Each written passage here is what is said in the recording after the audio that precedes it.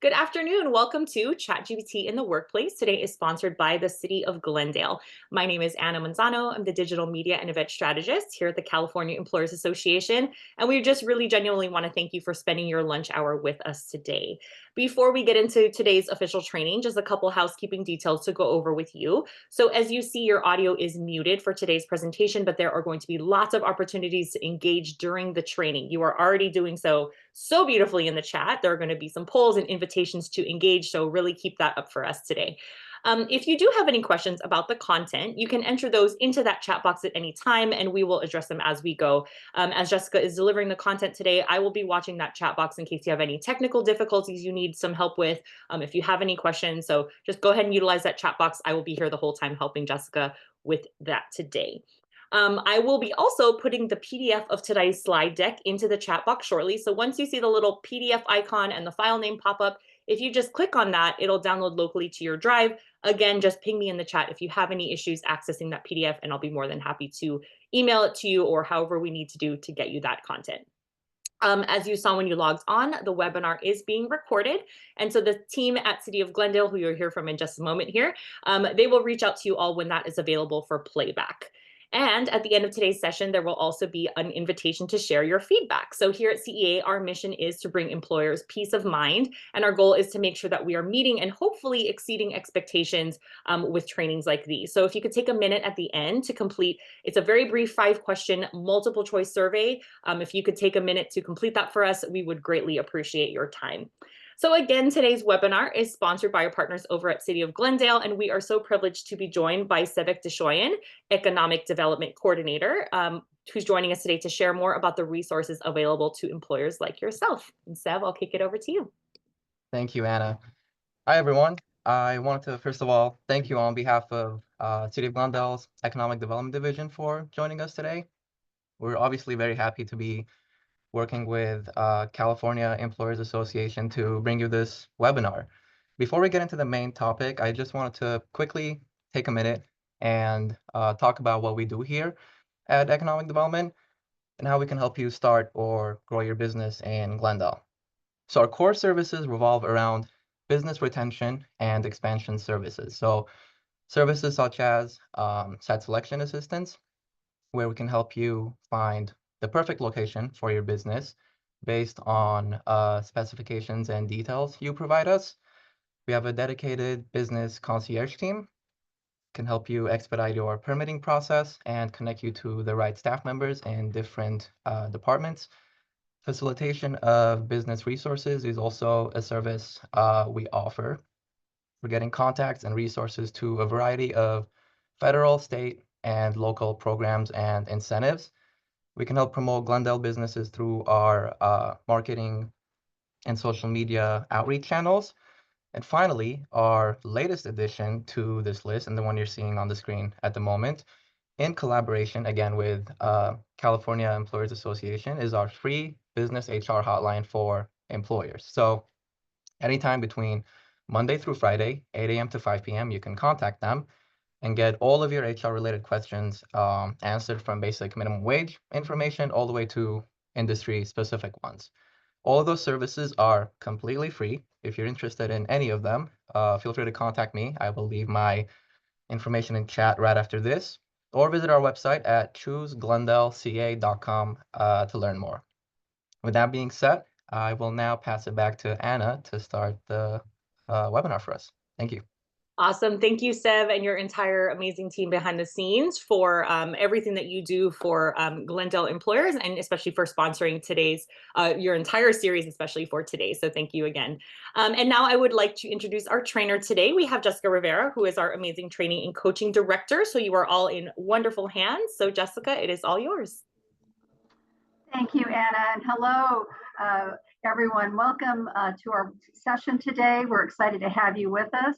And before I get into the material, I just want to talk for a moment about our partnership with the City of Glendale and also who we are as an organization. We are a human resources, services, and solutions organization. We specialize in human resource issues and services and solutions. So when Savak was referring to the hotline, I encourage you, try us, give us a call. We have subject matter experts who are HR professionals. They have done this work in human resources for many, many years, and they will be able to hopefully give you that peace of mind if you run into a human resources compliance issue or a question, as Savak said, from A to Z.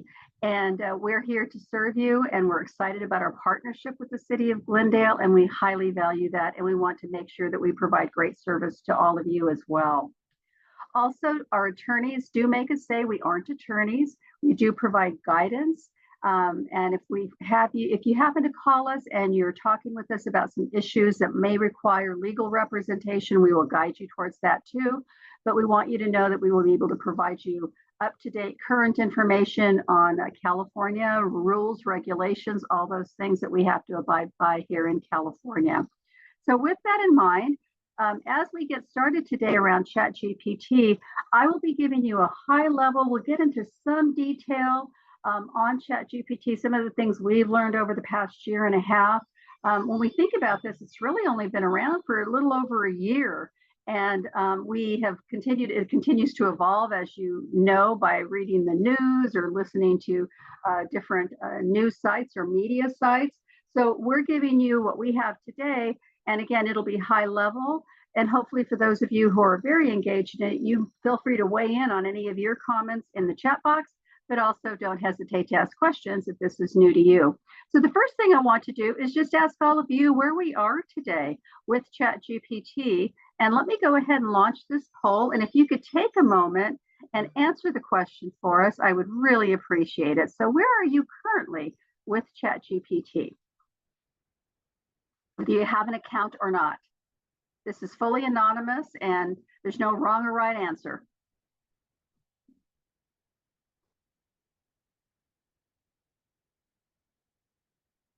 Good, thank you for your participation. I'm seeing lots of responses here. Awesome.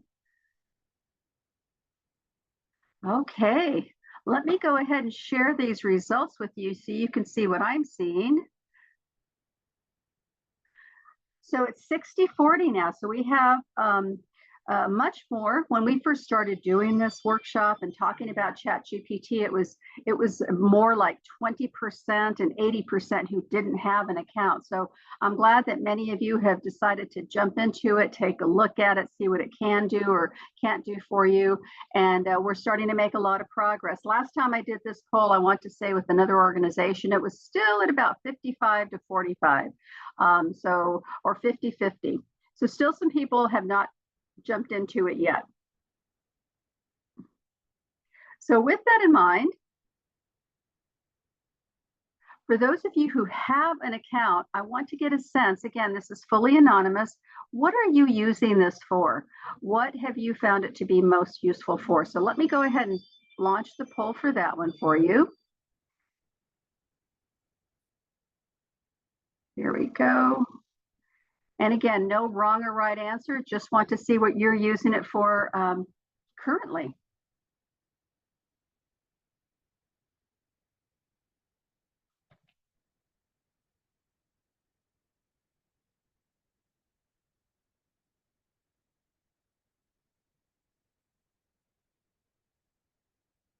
All right, good.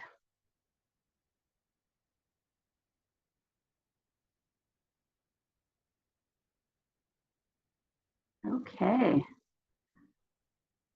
All right, let's take a look. So as you take a look, we have almost half using it for all of the above.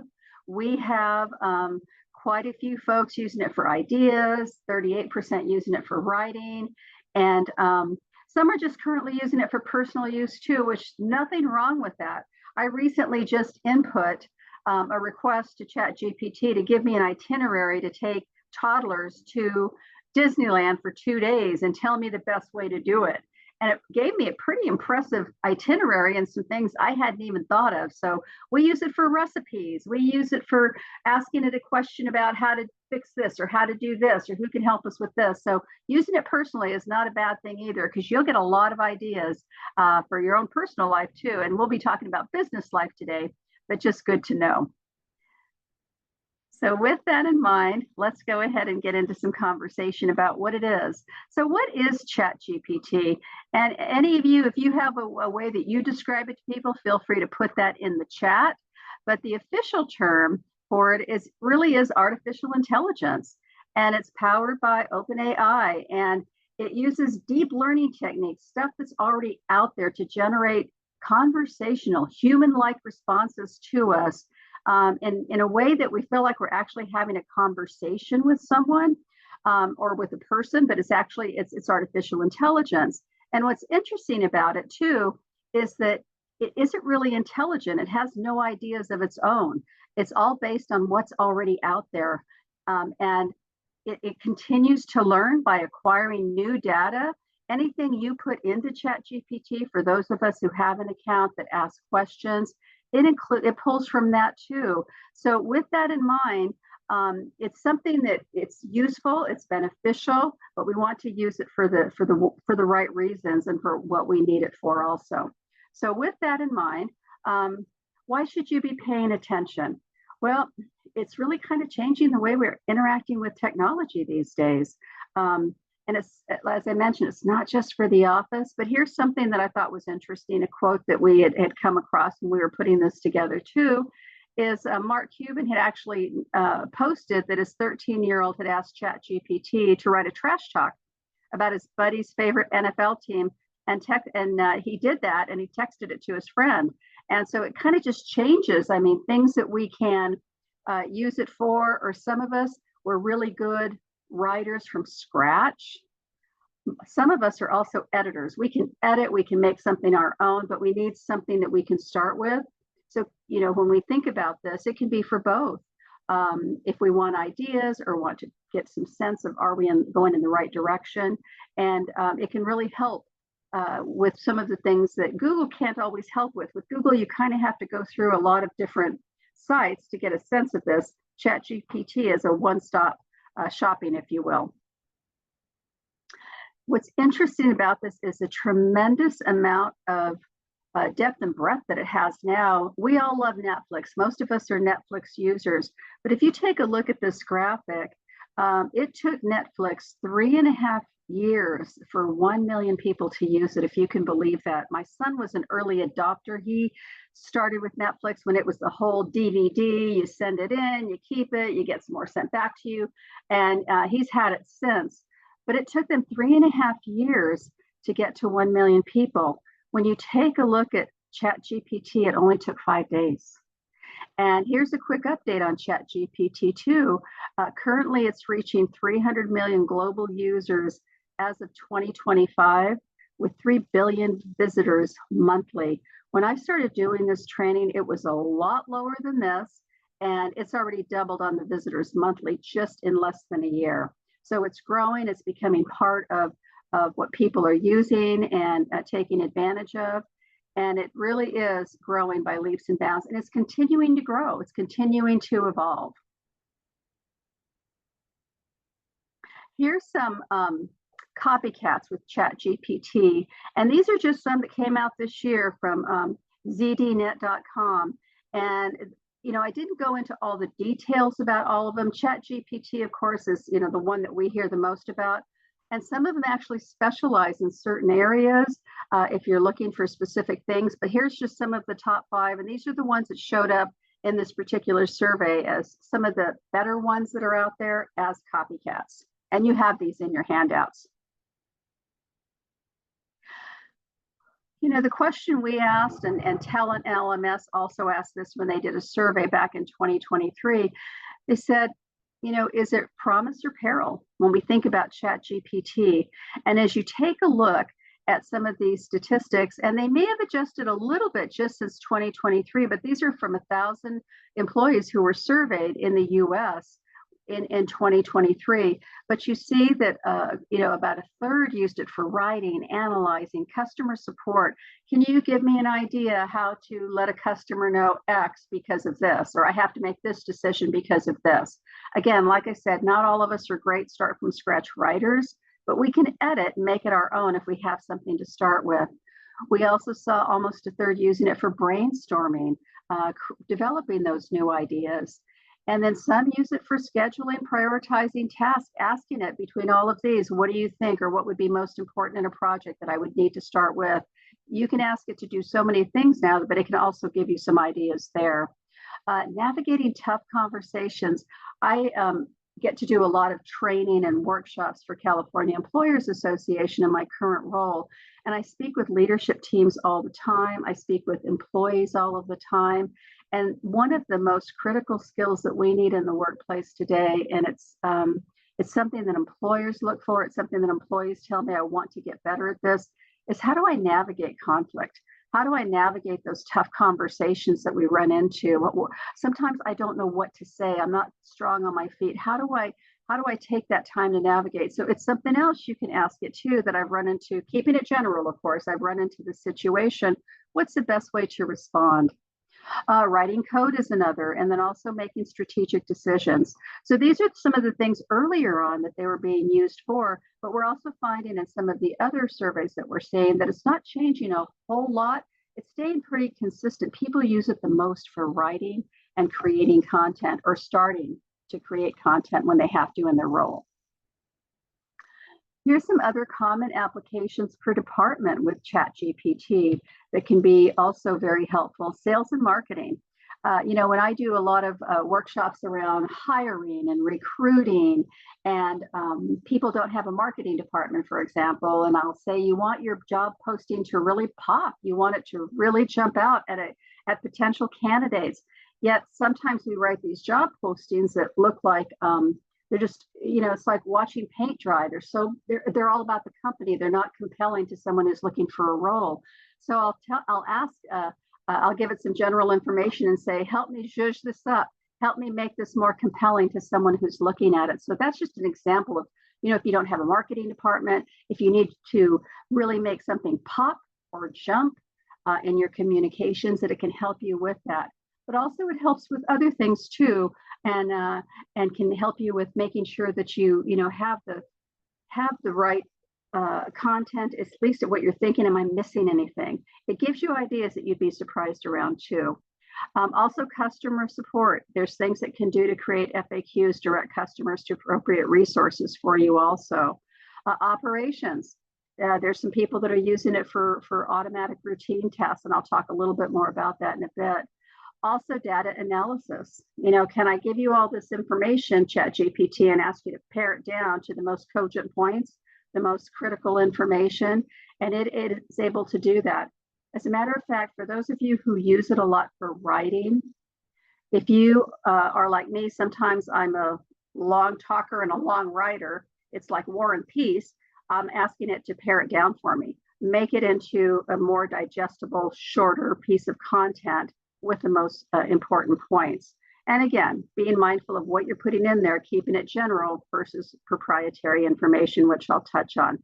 But it can also be helpful for things like that too. And this is interesting because, Talent LMS did come out and say too, that it is the future, yet only 14% of employees are being trained on the tools. And this is critical for those of you who are on teams, privileged to lead teams. You want to make sure that there's some guidelines around using ChatGPT or AI in your organization, on your team. And currently, there are a lot of different training places popping up to assist you with this. For those of you who are familiar with Udemy, you can go online, learn more about it.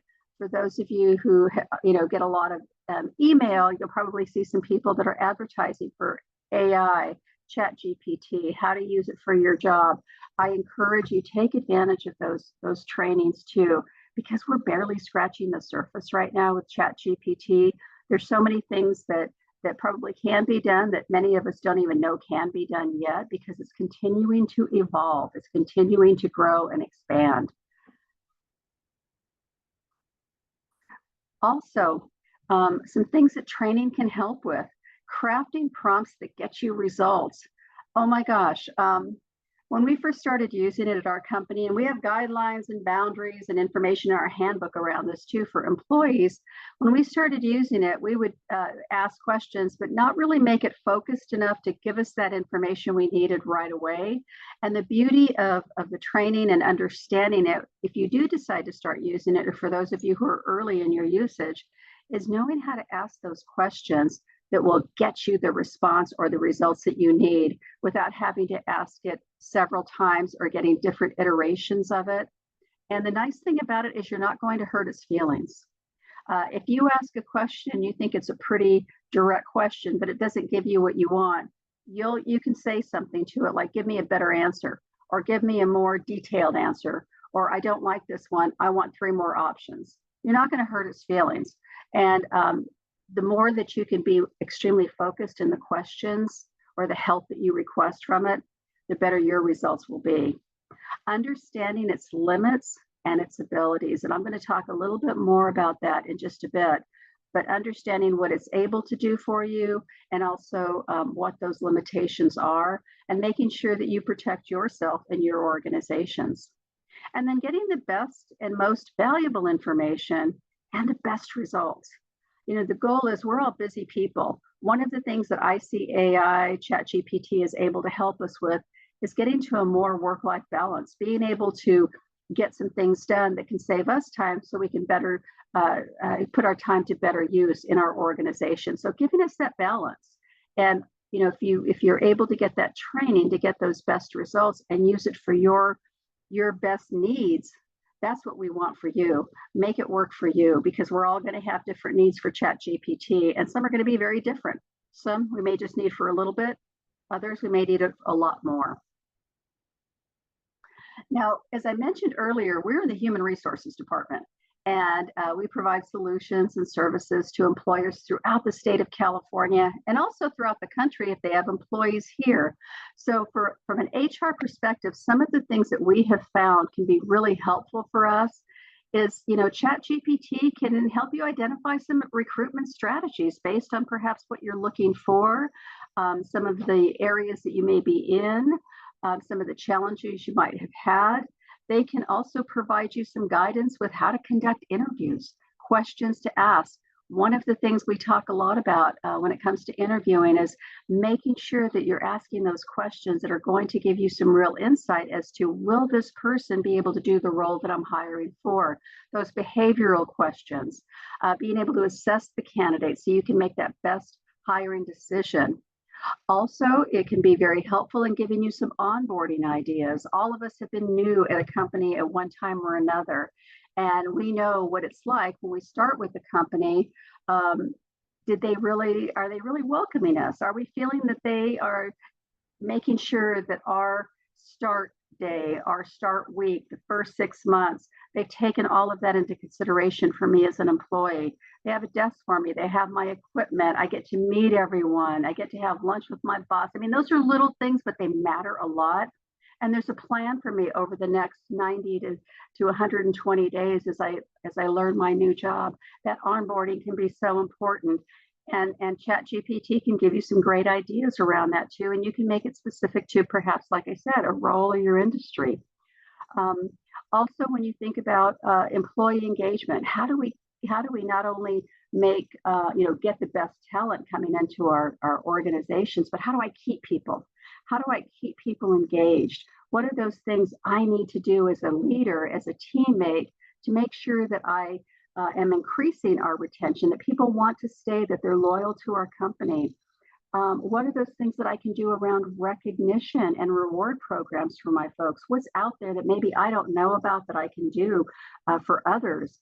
And then also it can give you that guidance on, if you're finding that you're running into some issues with retention too, we're finding that people are leaving because of this or that.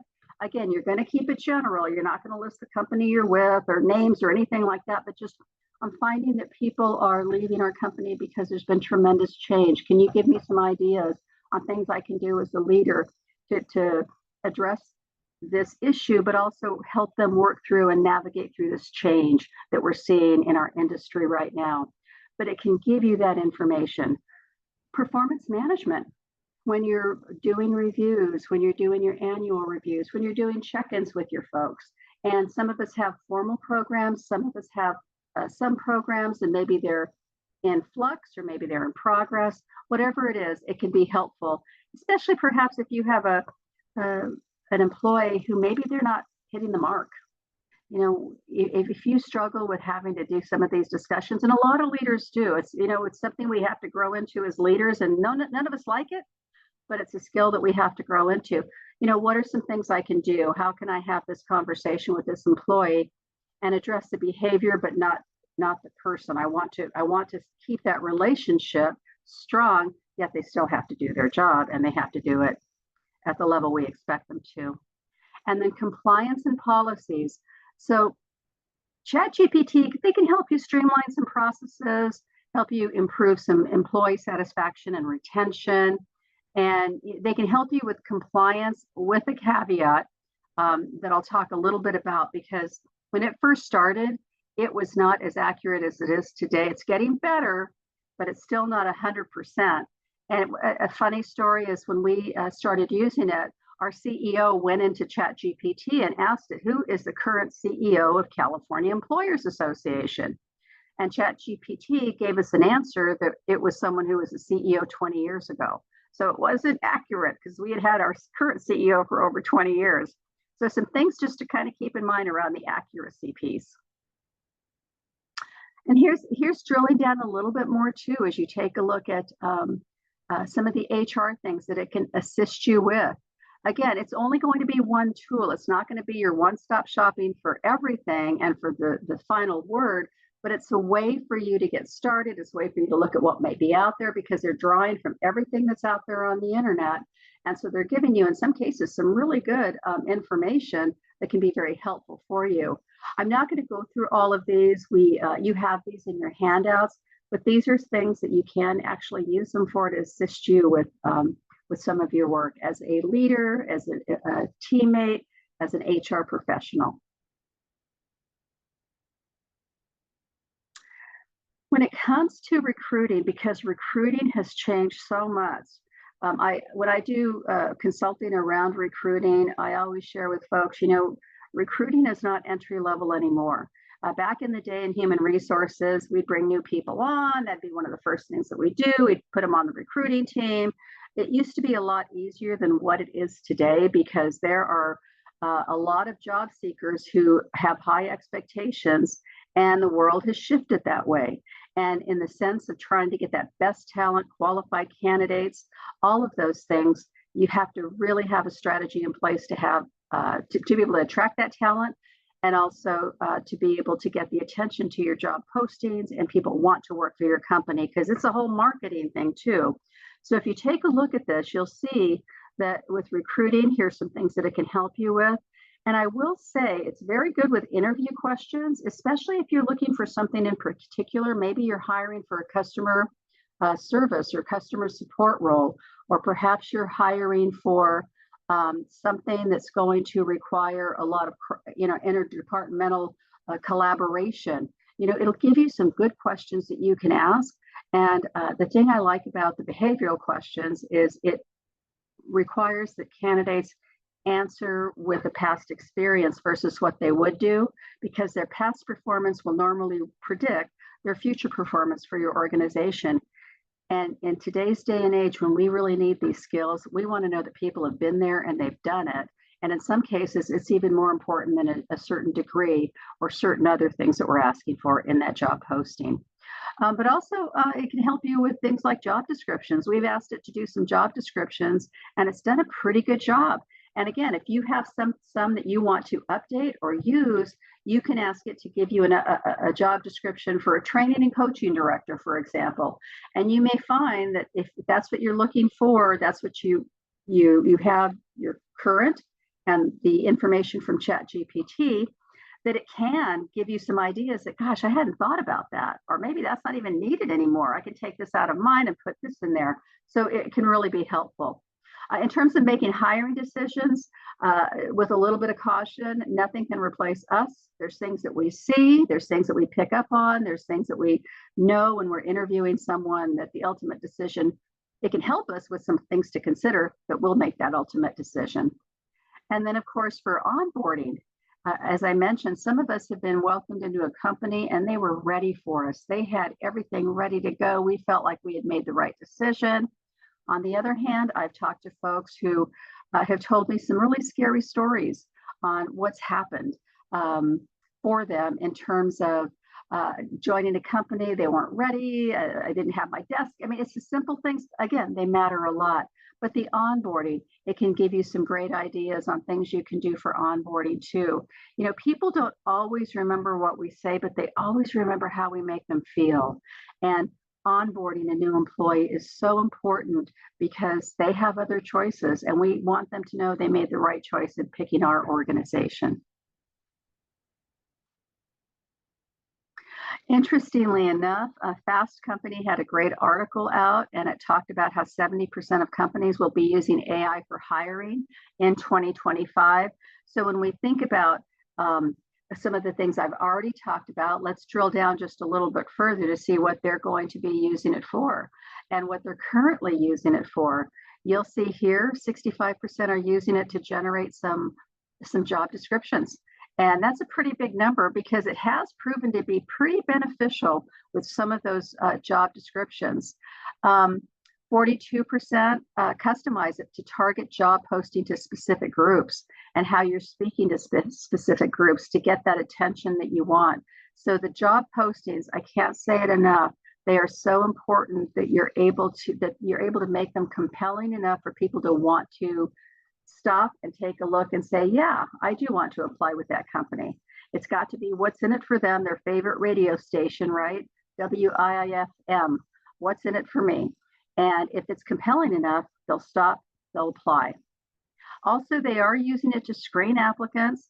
Now, I will say that some of the applicant tracking systems, some of the systems out there, they can be pretty strict, black and white. And if you're using just technology to screen applicants, you may be missing out on some really good applicants because they're not going to be able to see or pick up on the fact that you connect dots as a human. Remember, AI can't think by itself. We can. So we're going to connect dots. Maybe they don't have this exact experience, but they have this experience, which is transferable to that, what I need here for this role. So, you know, always it's fine to have it screened, but you always want to double check too. Nothing replaces human eyes on some of those maybe resumes that might be a fit for the job. And then also 33% use it to communicate during the whole interview process and having people, create this for me. One of the things that can be, that I've heard people say is I use it for thank you notes when, we've interviewed a lot of people and, we only can pick one, but yes, there were 3 really good people. What can I say to this candidate to let them down easy, but also let them know how much we appreciated them taking the time to interview with us because that first person doesn't always work out. I may come back. We don't want to burn any bridges. So these are some ideas that how it's being used for recruiting today.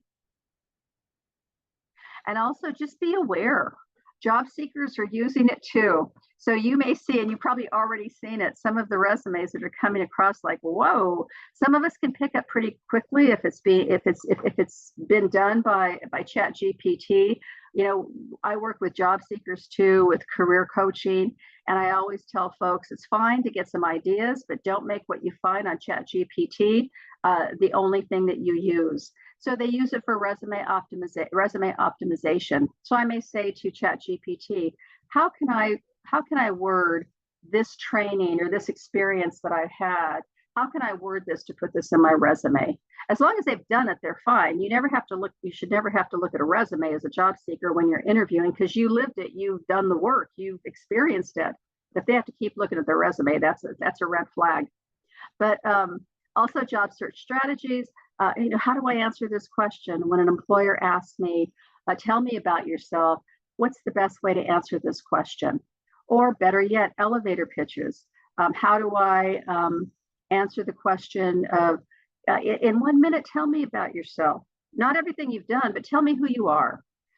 Branding is an important part for all of us now, whether it's individually or as an organization. What do we want to be known for? What do we want to be known for being able to do? What is our reputation? So branding is a big piece of this too. And then of course, templates. It can give you templates that are usable. And it's really helpful now. I found that it can give you Excel templates. It can give you, I believe they can give you Word templates now too, that are really helpful if you're trying to put something together. It's continuing, like I said, to grow and evolve. What it can't do, and this is where we want to spend just a little bit of time on this, it can't think. Again, it's pulling all the information and giving you something around, it's giving you a response. It can't have that personal interactions and being able to see somebody I'm talking with, whether it's virtually or whether it's in person, the cues, the clues that people that we communicate with give us. Doesn't have empathy, has no emotions. I say it can't provide current information and I'll show you in just a moment, it's still not giving you every single thing that's out there. It's getting much better. Before it was really having issues, but it's getting much, much better. So all of these things that it can't, it's not going to know about your company culture. It's, we know our company culture because we're experiencing it, we're living it, we're in it. A ChatGPT can't do that for you. So again, it doesn't replace humans for that. It can't provide personal advice. It can give you suggestions, but it doesn't know where you are, who you are, what you need at that time. It can't necessarily make decisions for you because it's not going to have the whole context around it. You have that, not ChatGPT. It has a little piece of that, and it's not the whole thing. And then obviously it can't do manual labor, some of the things that we all have to do. So those are some things to keep in mind. And then also, other things around performance management, engagement, and retention that I talked about earlier. But I asked it just the other day. I said, how current is your information as of today, 2/25? And it said its general knowledge is current until June 2024. Now, that's much better than what it was before, but it says it can look real-time information up for us if needed. So my point with this is it's great that it can look that up and give me some information, yet it may have changed. So always double check and triple check, especially when it's compliance, especially when every number, every piece of data, every data point matters. You want to make sure you have a backup source for that too. You don't just use ChatGPT. Recently we had minimum wage changes in the food industry and other places. And when we were asking ChatGPT a question, it was still giving us some old information. We were just testing it. And then also we know that counties and cities have different things too when it comes to wages. So keeping that in mind, you always want to have a backup for that. So some potential challenges and limitations, data privacy and security. I've touched on this, and it's important to emphasize this piece, especially about ChatGPT. If you're allowed to use it for work purposes, if you use it even in your personal life, you want to be very mindful of what information you put in there. You do not want to put any personal data in there. You do not want to put any company proprietary information. It's one thing if you ask, I saw somebody raise their hand with a question. Let me take a look here. Let's see here. Give me a moment. If you could put that in the chat, Anna can go ahead and ask that of you, if you would, please. But we know that there are instances where it can really cause some damage, cause you as an individual problems if you're not using it appropriately and not protecting the organization. We never want to put names in there, any identifiable information. As a matter of fact, just today, I am not kidding, just today, I read an article where a former Disney engineer, he downloaded an AI tool for fun. And it ended up destroying not only his life, but his career because the tool that he had downloaded and some of the information I guess he had put in there too, it allowed hackers to get in there and steal his information. So be mindful of the tools that you use, but also of putting anything in there that's proprietary that can cause you problems in your job, but also as an individual. I've talked about the accuracy of data and how important that is, to have a second, third backup. It has potential to be, to further bias and discrimination. So making sure as you're looking at what ChatGPT tells you that there is no sense of bias there. Again, it's pulling from all the information that's out there.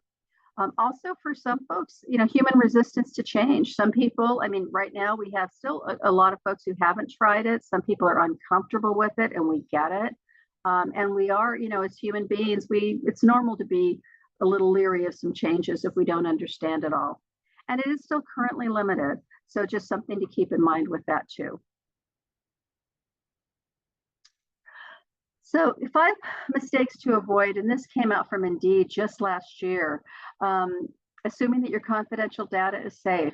Now, if you do have the ability enterprise-wise for companies, depending on their size, where you can have firewalls around ChatGPT to protect your information, and that's continuing to evolve too. But currently for us right now, using ChatGPT individually, being really mindful again that no confidential information should go in there. Another big mistake is believing everything it says is true. It's not. It's still, again, a work in progress, getting better, but have your backups, especially when accuracy really matters. We're finding too, in some situations, we can't let ChatGPT do our jobs for us. Now, none of us are doing that at all, but it's not a replacement for us to develop ourselves and to do the job that we have to do. And people are going to pick up on it. We know there's tons of plagiarism sites. You can go in and see if someone got this from here. Colleges are using it, all of those things to make sure that we're still thinking, that students are still doing their own work. Excuse me. And then also relying on it versus growing ourselves, growing our skills, learning how to, for example, deal with conflict. If we run into conflict in our job, and healthy conflict's good, we have it at work, that's life, we're people. But when it gets to the unhealthy place, how do I navigate that? How do I conduct myself in a way that I feel that I'm not damaging the relationship and I'm being a professional? So we still have to grow our skills, whether they're communication skills, technical skills, conflict resolution skills. We can't rely on ChatGPT to do that for us. And then we want to be mindful that we're not replacing those important interactions with each other with ChatGPT. We know when someone is authentic. We know when someone's being sincere. And we know that by those interactions that we have with one another. So very, very important. So these are the top 5 that Indeed say now. Be mindful of these as you foray into ChatGPT or continue to use it, but certainly worth considering. And so some other things to think about with ChatGPT when it comes to policy content, thinking about the risks, be very mindful of copyright infringement, privacy violations, plagiarism. That's why we always recommend using it in a way that it's starter dough. It's a way for you to start something, to get ideas, but not copying and pasting. So if you get something from ChatGPT, you copy and paste it and put it into your newsletter as yours, you may hear about that. I heard this past week that there are a lot of companies now that are just searching for those things now that AI is becoming so prevalent, to see if there's those copyright infringements and coming after companies for that. And then outline, those prohibited uses. So making sure that, if there's a company policy around ChatGPT, that you're staying within those guidelines for your organization, because there are some liabilities with this if you don't use it in a way that you're paying attention to those guidelines. They're in place with your company for a reason, and you want to make sure that you abide by them. You know what they are and you abide by them. And know what's allowed. Know what your company says, or if you haven't used it, if you have people using it in your organization now, if you don't have guidelines, what do you want them to use them for? What are you allowing with it on site at work for this? And do you need a system? to evaluate a new employee request to use technology. And we want to think that everyone will think and use common sense, yet it's not always used. And sometimes people don't know what they don't know, and they'll jump into something and they find that they've overstepped their boundaries or they've gone against company policy. So making sure that we take a look at that too as organizations, so we don't have issues with that. How to set up an account. Actually, when you set up an account, this is an easy way to do it, and you have to register, and it will, set up an account for you. What I really like about it is once you have an account, it'll keep all your prior requests in there. You can go back and say, what did I ask it last week about this? Let me go back and see if I forgot what it said. It'll allow you to do that. And of course, you always want to protect your account and keep your sign-in information private. Also, with this, it's important to know there's a couple of different levels of ChatGPT. You can have the free one, costs you nothing. It does have limitations on what you can ask it to do and how many requests you can ask and how many pictures you can ask for. It'll create specific pictures for you based on what you ask it to do, but it gives you limits on that. I think right now the free one is 2 photos per day, I think it is. And also, there's a premium one that gives you a lot more bells and whistles and supposedly is a lot faster too. And last I checked, I think it was like 20 something a month. So just something to keep in mind with that. But I encourage people, if you want to play with it, go with the free one. It gives you some good stuff and you can get a sense of, is this really going to work for me or not? So worth looking into.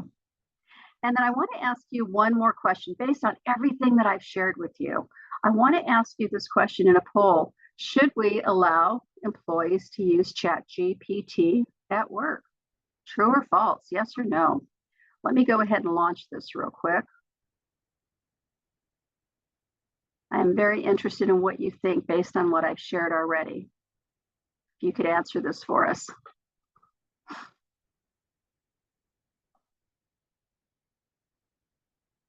Good. Okay.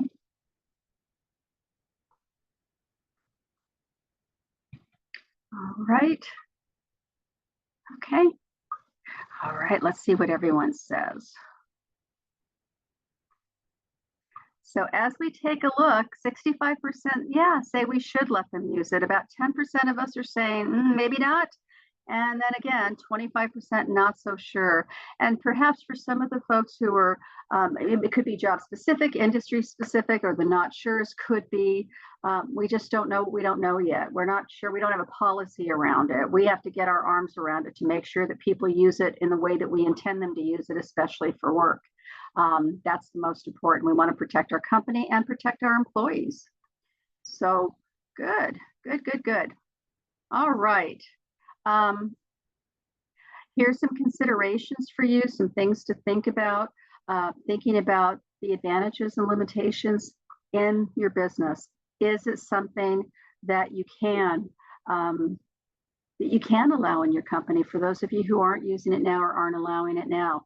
And what would be the advantage? What are the pros and cons? And having a conversation. And I encourage you to have a conversation with your teams, because some of your teams may be using it individually or personally for personal reasons now on their own home computer. So you might get some good insights that maybe you haven't thought about when you have those discussions.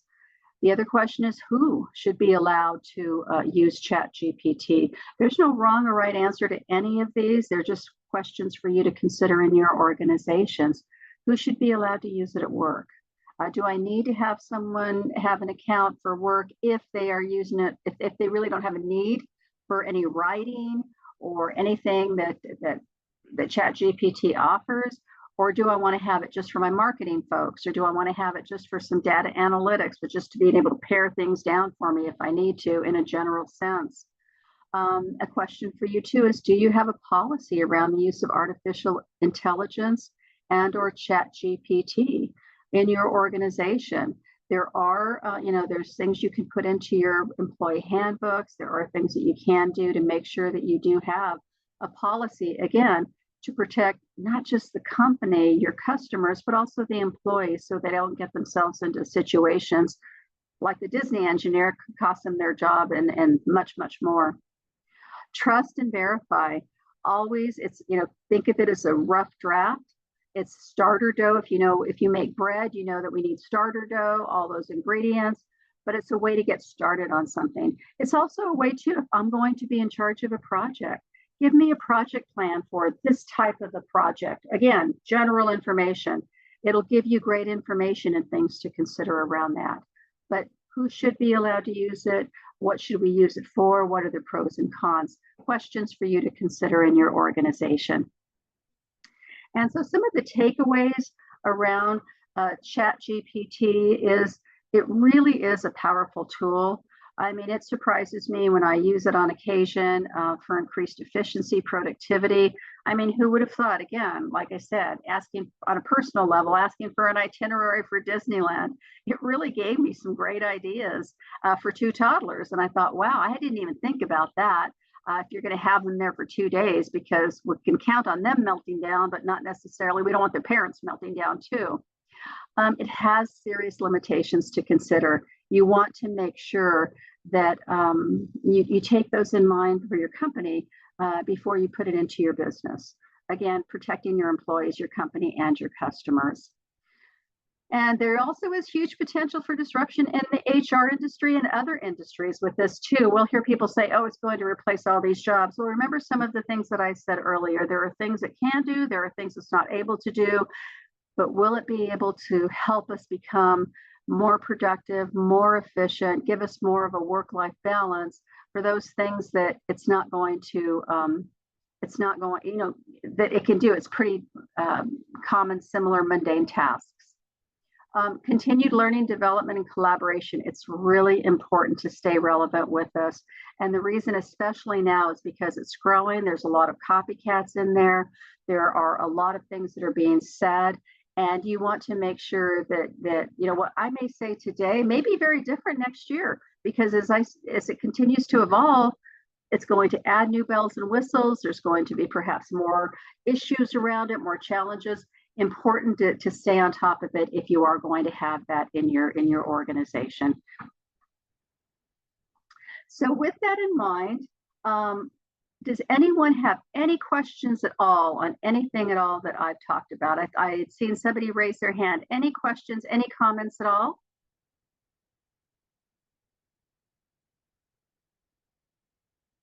Okay. Jessica, I know we're gonna get into an exercise for our last few minutes, but we do have a couple concerns. Just to what extent does ChatGPT give out the contents of chats? Do we know that part? What is the question again, Anna? To what extent does ChatGPT give out the contents of the chats in between you and the program? Do we know that part? My understanding is that whatever's out there can be drawn back up. And the reason I say that is because when we think of colleges and plagiarism and papers, for example, essays, there are a lot of tools out there now that can tell you if something's been taken off the internet. And remember, ChatGPT gets its information from the internet.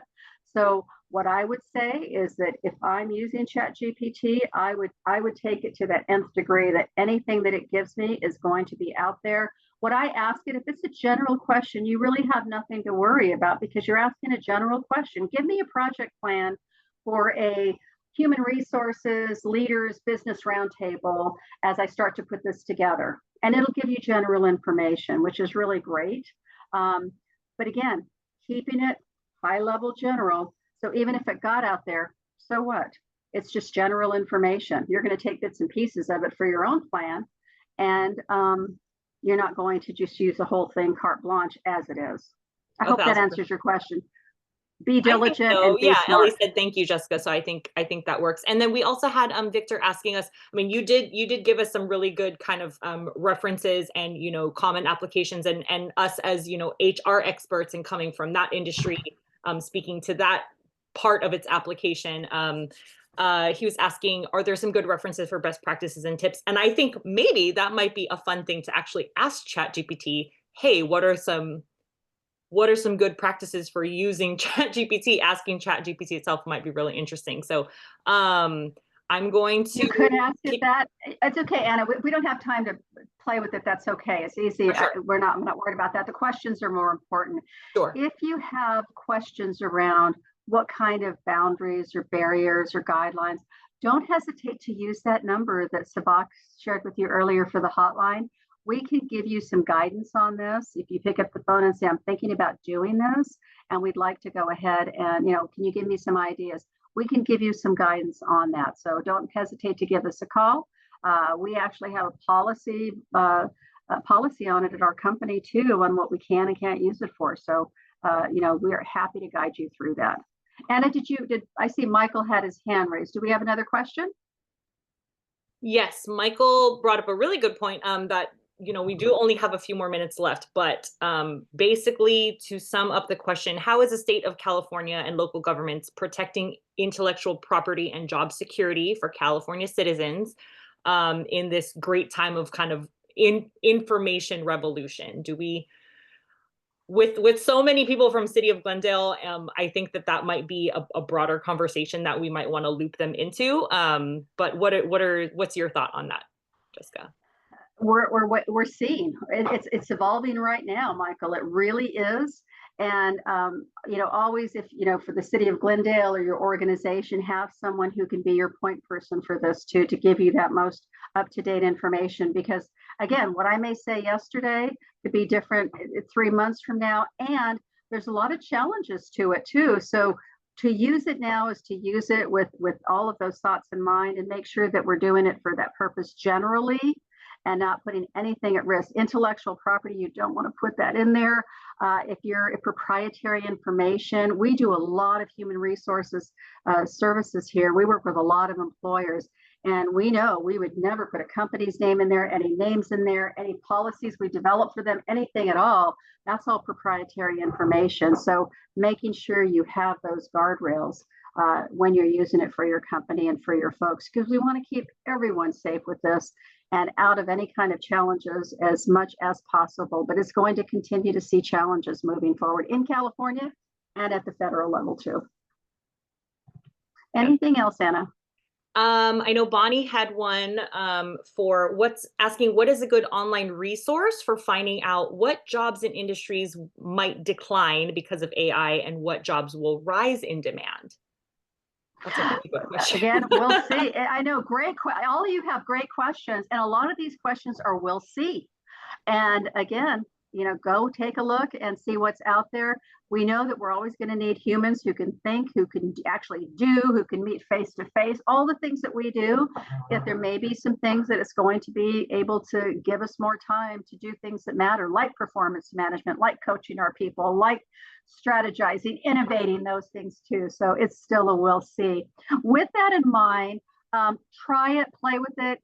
Usually when I have more time, I'll play with it online, but we're not going to have time today, which is okay. I want to let Anna finish up with everyone, but once you go in there with it, you'll see it's very easy to use. It's very intuitive, and you're not going to hurt his feelings. So if you don't like its answer, you tell it to give you another answer or give you 3 more answers. With that, I want to turn it over to my wonderful colleague, Anna, to give you one last thing. Thank you again to City of Glendale for all that you do for employers in California, in the City of Glendale, but all that you do to support employers. And so with that, Anna, I'll turn it over to you for HRCI and taking us home. You got it. Thank you, JR. I know that's quite a bit to cover in less than an hour. So so we appreciate all of these really, really insightful questions. We do want to remind you that last slide had a reminder of that HR hotline, and we are happy to help you all, whether it's, how do I even begin to craft an AI and ChatGPT policy for our company? What should we allow? What shouldn't we allow? That type of thing. We're more than happy to kind of to guide you. A suggestion about a cheat sheet is something that that we will take to the team, that maybe we can supplement this with. That's a really good idea. But I do want to close out today because I do want to honor everyone's time. So we do have continuing education credits that I just dropped into the chat. So the HRCI code today, 695883, SHRM code 25-6VV2X. I did just drop that. If you just scroll up, I dropped it in the chat a minute ago. If you have any questions about what to do with those codes and you are eligible or curious about getting certified from either of those organizations, ceainfo@employers.org or just pop over to that City of Glendale complimentary HR hotline. We are more than happy to guide you to make sure that you get credit for joining us today. With that, I want to say thank you to Jessica for spending your hour with us. Thank you all for spending your afternoon. As I mentioned at the top of the hour, we do have a very brief survey. You can choose your own adventure here if you'd like to snap the QR code with your smartphone, or once you close out of Zoom, a browser window will pop up and you will have the option to just opt in and take that survey via a browser window. So we do really hope that you will take the minute. It's only 5 questions, but your feedback we share with our partners over at City of Glendale, and we just hopefully meet your expectations and take your feedback really to heart. So I'm seeing lots of thank yous in the chat. We want to thank you for joining us all live and bringing such engaged energy with us this afternoon. So with that, I want to say, please stay on the City of Glendale email list, because they will be the ones letting you know when registration is open for the next training. So we look forward to seeing you again in March, and have a great afternoon. Thank you again, Jessica. Look at that chat go. Everyone's so happy. Thank you all. Enjoy the rest of your day. We'll see you again soon. Cheers.